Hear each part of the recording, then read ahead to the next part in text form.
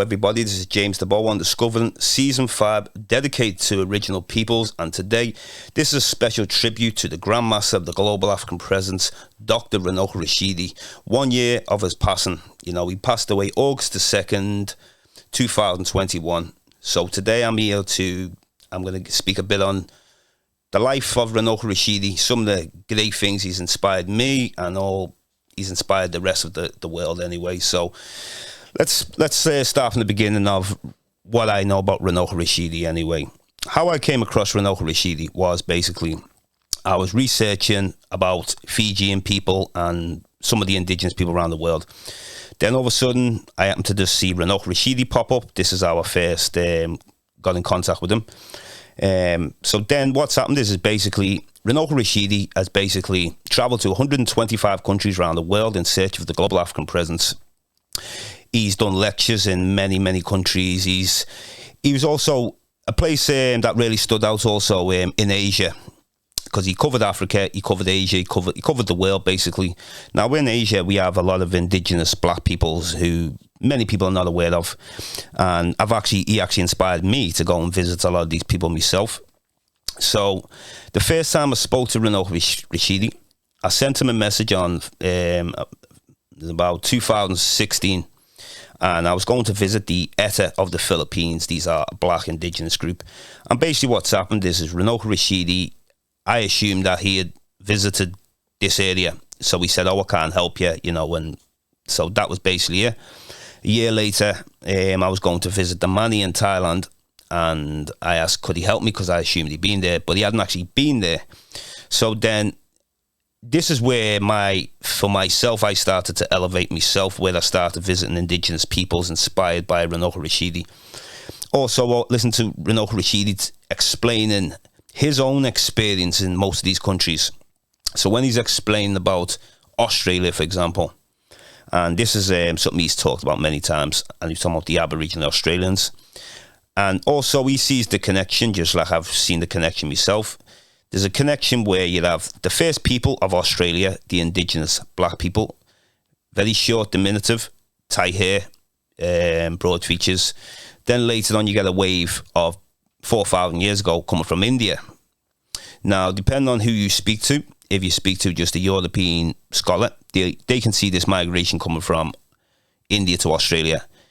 But people like Clyde Winters, Runoko Rashidi, they're identifying these are Dravidians coming from India, which are a different kind of Indians. India has many different ethnicities. First people there, black people, just like within the Andaman Islands. Also as well, getting to do a lecture with Runoko Rashidi, I brought him to the Caribbean Centre to give a lecture on the global African presence. This was January 2020. And this is, actually, I must go back. Michelle Walker brought him in 2018 for Black History Month, sorry. Yeah, so that was the first time I actually met him in person. Great lecture. Some of the people who were there from Liverpool, and very interesting. I got to speak to him, and it was a very interesting discussion, a chemistry where we both love to travel. He's obviously a lot older than me, but he sees a little bit of me in him from when he was younger. So basically, we're connecting on a spiritual level. We're connecting on the global African presence, and it was very easy for me to connect with him this way. And he breaks down, like he always says, the three phases of history, which we must not get confused about. Africa, the birthplace of humanity, the first to bring music, spirituality, the first to construct large buildings, megalithic sites, first cities. Africa had done a lot of things in the beginning, and these are the first phase he deals with. The second phase is Africans bringing the seed of civilization around the planet. Give an example. The Sumerians, they would have been Africans going into Sumer. Babylonians, the first Babylonians would have been black peoples. The Indus Valley civilization set up by black people. And China, the Shang dynasty, also set up by black peoples. Also, he always speaks on places like, whether it be myself, Angkor Wat. Now, I visited the Bayon temples, and you can clearly see these are like African faces, These are later on built in Angkor Wat. Other parts of Indonesia, you got Indonesia. I've seen a lot of black peoples there, Thailand, Malaysia, Vietnam, Cambodia. But a lot's changed now. It's not the same as how it once was. Going to Vietnam myself, I didn't see any black people there. I seen dark skinned peoples, Aboriginal features, some of them, but I didn't see any of the purists. Now, as far as I know, during the Vietnam War, a lot of the black Americans that were in the Vietnam War, they actually seen black peoples in these jungles. And I think this made it actually leak, I don't know, but maybe not too many people were aware of it around the world unless they were scholars. So going into these places and that, and then he talks about places like the South Pacific. South Pacific, going from Melanesia. He was talking about when he was in Papua New Guinea and how in Solomon Islands, I remember him explaining how the people really embraced them. Another place he was talking about, Chuuk, places like that in Micronesia and Palau. And it's this connection with black people wherever we go. When I get to meet them myself, I can totally relate to what he's talking about because you're able to see into each other the spiritual connection where you know that they're being oppressed. They know that black people are being oppressed. Wherever we go in the world, we're being oppressed. But like I say, even you could even touch on scriptures. I'm not really into religion, but we could look where it says, oh, you be enslaved for 400 years. Basically, black people, wherever we are being oppressed. And this is the same thing. So when we look at in Asia, it's the Mongoloid that are dominating. And then obviously if you go into India, the caste system in India. Another thing Runoko Rashidi was talking on.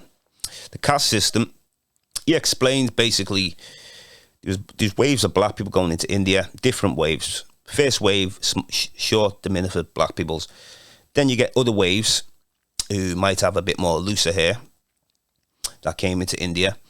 Then about 1500 BC, some scholars say 2000 BC, a white Indo-Aryan invasion on horses came from Central Asia and took over the Indus Valley civilization. Well, the collapse of it, basically. So they came in and they dominated. They were called the Aryans. They took over the north and put the caste system in the Hindu religion. Before Hindu was a religion, it was more of a spirituality. Then down the line, about 1,000 years later, he was explaining about Buddhism coming from the south. Buddhism was basically trying to get back to the origins of what was destroyed. So that's why if you look at a lot of people around the world, a lot of people seem to embrace Buddhism. I kind of had a connection with it myself, where when I stayed around all the Buddhas in Sri Lanka, that's the families I was staying with, all Buddhas. They took me to many, many Buddha temples. They showed me also the largest Buddha statue, sitting down Buddha, carved out of rock, which was at least, it's only been built in the last 20 odd years or something like that. So it's not no old building. The original old building Buddha was in Afghanistan that got blown up. So so with the connection with Runoko Rashidi, I mean, I listen to a lot of scholars, we got along listening, but he really stood out to me, Runoko Rashidi. He really stood out because of this global, vast knowledge. Now, Runoko Rashidi did an interview with Anthony Browder, which is good to watch. Brother to brother, they interview each other. So he interviews him for half an hour, then he interviews him for half an hour. Now, what was interesting, the question that Anthony Browder asked Runoko Rashidi, he asked, because your knowledge is so vast and you have not concentrated in a particular area where, an example, if someone dealing with the Nile Valley, their full focus is on the Nile Valley.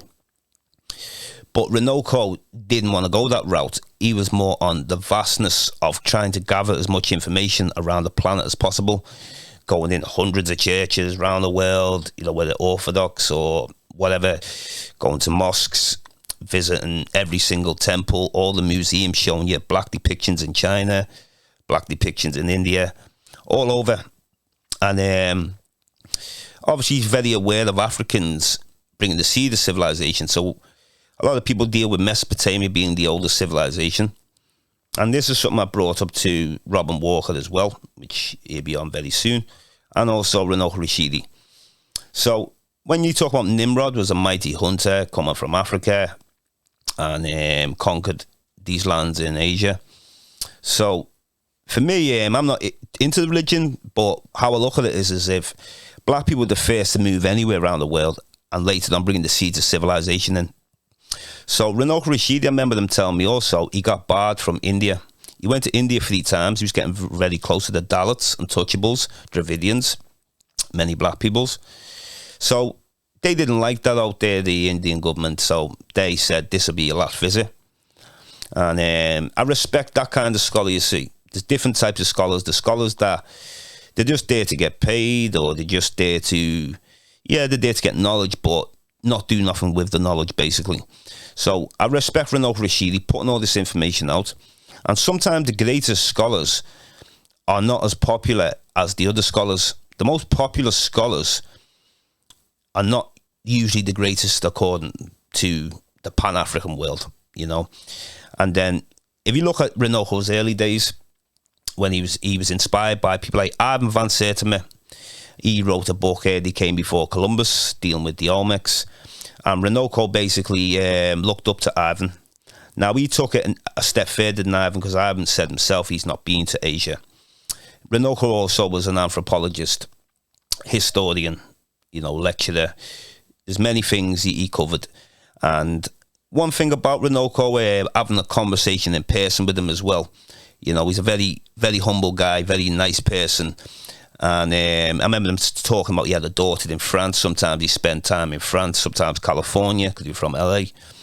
And also Texas, sometimes he spent time down there. And he basically said that he really started doing a lot of traveling in the last 20 years. Well, he started in 1996 or 98, but he was saying that he'd done a lot of traveling. He must have visited, in the 20 years, he must have visited like at least 80 countries in 20 years or more, so. But he's a person I've always looked up to, and I like the vast knowledge, encouraged me to start going out there around the world, wondering, like, especially when people in Fiji said they came from Africa. I was amazed with that. Every single Fijian said they came from Africa, Lake Tanganyika. So they actually point to a specific place, Tanzania area.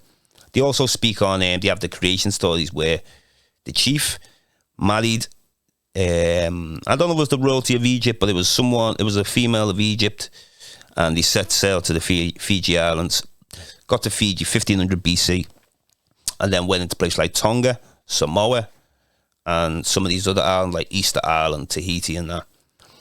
And also, one thing about Runoko as an anthropologist, as a historian, I like the fact when they're able to challenge the dominant society, because that's what it's really about. It's not just being a historian and going along with whatever you're told. You've basically got to challenge what's being put there, so it's hard work, but dedication will get it done. And what I've got to say to the brother as well, definitely, rest in peace. You'll never be forgotten. You're a giant of a scholar, grandmaster, just like Dr. Ben Yoshi Ben Yakinen, Dr. John Hendrik Clark, Sheikh Anta Diop, and, many more. Van Sertima, Dr. Clyde Winters. We can go on forever, but he, like I say, he's the man who really stood out to me. He stood out more than Diop to me, because Sheikh Anta Diop was an amazing scientist. He brought the information. But Runoko was very unapologetically black. That's what I found with Runoko Rashidi, which I more relate to myself, well over in the West and what we've had to deal with, whether you're dealing with America or in the UK or any part of Europe. It's the oppression that we've had to go through, the lies we've been told, what we've been fed in the schools. And even worse than that, the schools around different parts of the world, could be Africa, could even be the Philippines, could be whatever. It's like a little small community in the Philippines. I seen a Jesus statue. I was a bit disappointed because I was more interested in their traditions. They still practice their traditions. But the only thing is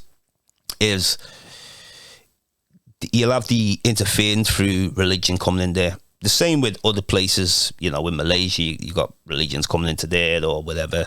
So for me, it's about searching for the original peoples, wherever they go in the world, and inspired by the Grandmaster Runoko Rashidi.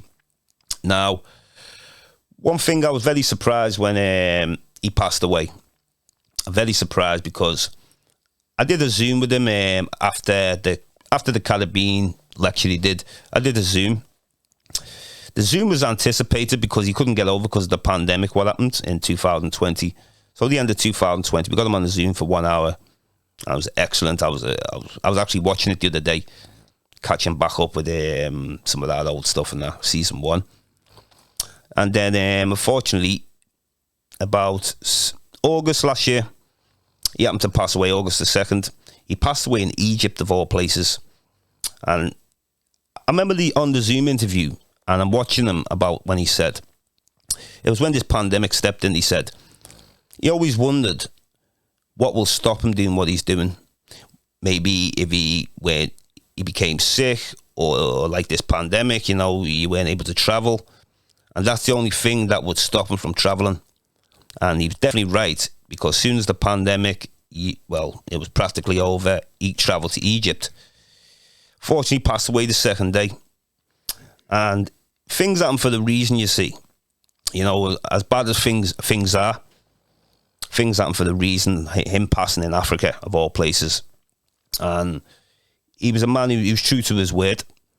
Even like just speaking to him, because I've met other scholars before, and some other scholars are not as friendly, or they seem to just know all the answers.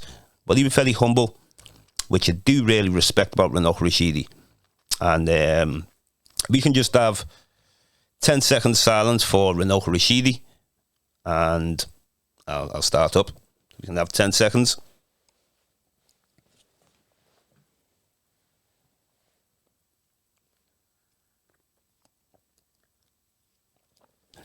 Yeah, so back to Runoko Rashidi. Yeah, so it was a real shame of how a surprise, because for someone like myself and other people who follow him, there was still more unanswered questions. There was still, because I used to message him all the time and ask him this question, that question, this question. I was harassing him a lot, but he did. He appreciated me thirsty for the knowledge. And he seen me, myself, I'm about getting out there around the planet. So he took me more serious than the average person. He also let me contribute to his Museums and Tomb Facebook page, which it's still going. Obviously, there's someone who took over. He was allowing me to post my pictures of indigenous peoples. And it was a contribution of myself, because he didn't have pictures of the Philippines and Thailand and Malaysia. He had friends that went there, but actually going in there himself, he told me he didn't actually go. He's also inspired as well when I was telling him about my trip to Madagascar, and that's another place, because he's been 125, but there's still a lot of countries to cover. One person can't cover, it's impossible. And then all his books, one of his books, the first book, he appeared in The Africans of Asia. Now this was written by Ivan van Serteren. Ivan van Serteren's book, he was able to feature in his book. And actually the book, Ivan's book, it wasn't Runoko's book. He was a feature in it, and he was able to, he impressed Ivan van Serteren. Matter of fact, Ivan van Serteren said the Runoko Rashidi part was the best part of the book. So that really elevated him. He was very close to Dr. Yosha Ben Yachanan, Dr. John Hendrik Clark, Anthony Browder.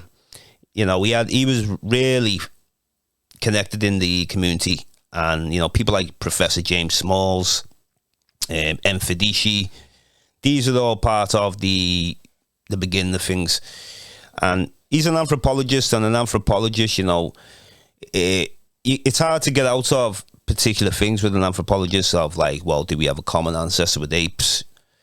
You have to say yes when you're an anthropologist. That's just the way it works, unfortunately. But then there's other people who are into, practitioners, they're more deep into spirituality and go beyond. But like I say, anyway, this has been a massive inspiration. Giant of a scholar, not no lightweight, not no average person. He was a giant of a scholar. And sometimes, I used to look and think, why isn't he more popular than what he is? But it's just the way it is sometimes. Sometimes the person who brings the most knowledge, he might not be as popular than another person. But a person can be very popular, boring people, not even like bringing too much knowledge, not a bit rebellious or nothing like that. So it's about the information. And then one thing about me, if I'm watching something, whether it's on the YouTube or a lecture, I'm watching the whole lecture. I've watched things from, well, sometimes you could go from part 1 to part 10. It could even be 9 hours. I will watch the whole thing because I want every last bit of information. And that's just the way I am. And that's the way people like Runoko Rashidi are. Also, people like Patrick Graham. You know, sometimes we speak about, Patrick was with me last time. He was actually with both events anyway. And he was on the tribute last year. Fortunately, he can't make it today. So I've came here by myself. But it's really, like I say, there's been no one I can say who's inspired me that much to get out there, get that raw knowledge. And I've travelled by myself at times. I've travelled with peoples and, you know, whatever's going to do for me to get that job. And we have to really, one thing I've got to remember what he said as well. We've got to get this knowledge to the young people. And this is the biggest and hardest thing. It's, when I say hard, I'm saying it's hard because I'm looking around, whether within Liverpool, and he's an American. So he's saying it's hard to reach the youth. It is hard to reach the youth. I'm still figuring out how to do this, to be honest. I mean, we do podcasts, yeah, of course. So hopefully people can watch the podcast shows. I have different guests on. But that's the biggest task. And I think when we do conquer that task, where the young people are excited about it, and it made sense how we put it, because they have to be excited about it. If they're not excited about it, and we're just going to be talking about the slave trade, and all he was is nothing. We didn't do nothing. We needed third party to help us. We needed people to help us sail around the world. Africans were the first to navigate, build boats. Not just Africans, black people of indigenous peoples. The black Asians were the ones who showed the Chinese how to build boats and sailboats.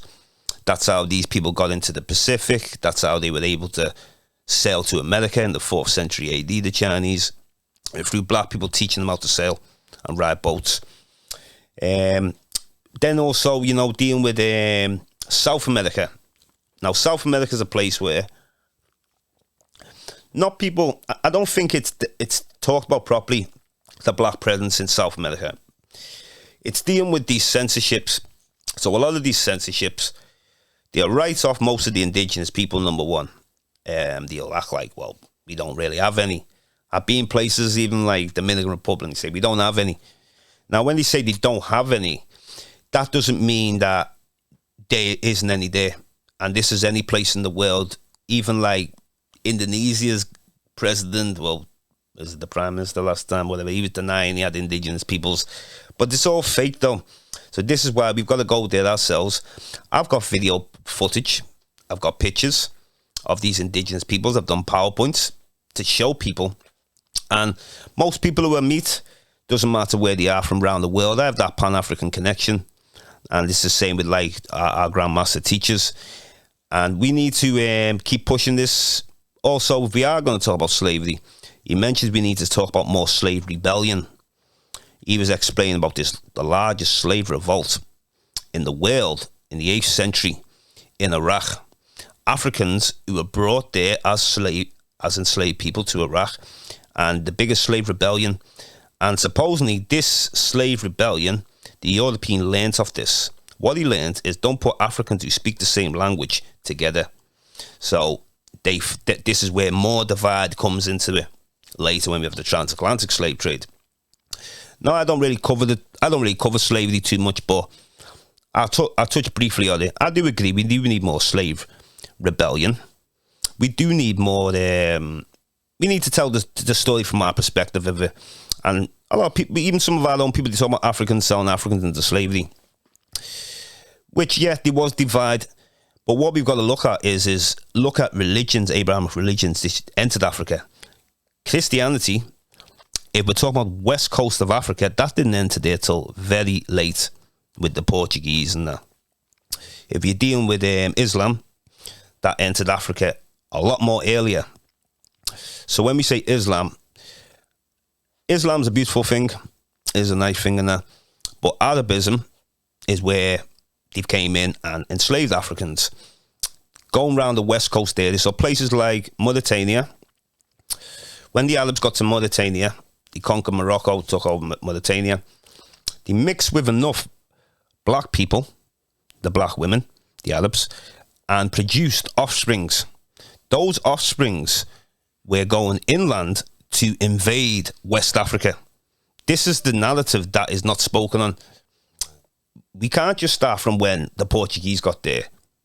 We've got to start from when the Arabs were there. And even before that, the Romans, the Greeks, the Hyksos. We've got to deal with all of them. Otherwise, we're never going to understand. So what Africans have been trying to bring back is this ancient African spiritual system, which once existed. And according to some people, they might go along with, they'll go along with, well, this is the religion that they're bringing back. It's like Akhenaten. He said he's bringing something back. What was he bringing back? Something that once existed. Now, Akhenaten, he rose up during the times of the Hyksos were already in Egypt, the Hyksos. They were already there. So they established what they wanted to establish until they got kicked out. Some Hyksos were able to stay, the ones who were able to follow the laws. So the one God concept, Akhenaten would bring them back. And this is something that has existed for the beginning of time. You see, Africans believe in hundreds of gods. And their aspects, Shango, people, all these names, Ogun, Oshan, they're all aspects of the supreme being. They knew there was the one force. And in this one force, it contains positive and negative. Now, some people might get that confused and think, well, that's God and the devil. Well, if you want to call it that, you call it that. For me, positive and negative, the forces of nature. And science has tried its best for many years to understand the forces of nature. You know, it's an attempt. Sometimes they're successful, sometimes they're not successful. And that's just the way it is. But anyway, like we're saying about the Grandmaster anyway, and really going to be missed. Definitely going to be missed. And I don't know if there's ever going to be anyone to ever replace him. I can't really see that, you know, because he's a special individual. I'm very young now, but I must continue the mission. I remember them saying to me that this is, if you're serious about this work, it don't stop. It don't stop. You don't take a break, you know, from it. It's a continuous thing. Got to uplift our people. And, you know, if we can't uplift our people, then what is the point of it all? You know, going along with all the negative. We know that all the negativity, like what happened to George Floyd later on, you know, that really sparked the attention of people around the world. I've never seen anything like that ever, what happened after George Floyd. But what it did after the George Floyd, it was like different sects popped up, like when they say sex, you know, of religion. And what I found is you got a lot of people going along with stuff for their own benefit rather than trying to really uplift our people. And this is what I found, is long bandwagon jumpers, many of them. Also, you've got people there where they reacted out of panic. Now, this is a very important one, and we're dealing with African spirituality is really going to come in on this one. A lot of the time when a black person's getting shot in America or whatever, and, you know, through racism, wherever you go, what it does, it sparks off a panic. And when it sparks off a panic with our people, when you panic, you don't react how your strength's not there to react because of panic and fear, anxiety, and these things bring down your spirituality. So this is why when we do have mass shootings and what goes on, we've got to really come together with a calm approach. And it's not about like people can get away with things. It's about trying to connect with our minds and our spirits. And this is what we must do. Even Runoko Rashidi was saying, he can hear about people say, well, I hate this or I hate that. And, you know, you can say all this talk, but what really are you doing about it? You know what I mean? Because everyone can complain and say we don't like this and we don't like that. But at the end of the day, we've got to think positive. Otherwise, we're going to be trapped. Every other race is just getting on. You know, it's just we seem to be having the problem. And like Runoko said, we're always comfortable with other people writing our history. this needs to change. Definitely needs to change, So I'm really grateful I can do this podcast today. It was short notice, but I'm not going to forget about my brother, Runoko Rashidi.